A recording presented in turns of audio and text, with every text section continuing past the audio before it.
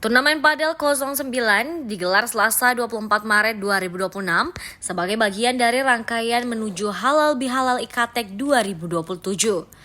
Kegiatan ini berlangsung di lapangan Kor Padel, Jalan Sungai Sadang, Makassar, dengan diikuti 150 alumni yang terbagi dalam dua kategori, yaitu turnamen dan fun game.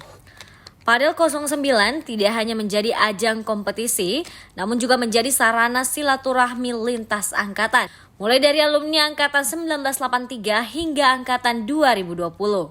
Ketua Komunitas Padel 09 Muhammad Yasser menyebut jika kegiatan itu hadir sebagai wadah bagi alumni yang saat ini mulai menggemari olahraga padel.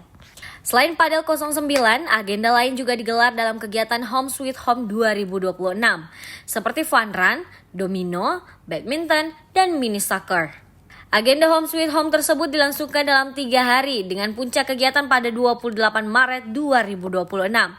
Home Sweet Home HZH 2026 merupakan ajang pemanasan dari pelaksanaan Halal Bihalal tahun 2027 yang digelar Ikatek Unhas. Kegiatan tersebut diharapkan mendorong keterlibatan alumni muda sekaligus memperkuat kebersamaan dalam menyambut Halal Bihalal tahun 2027. Feni Septiani Samuel, Unhas TV.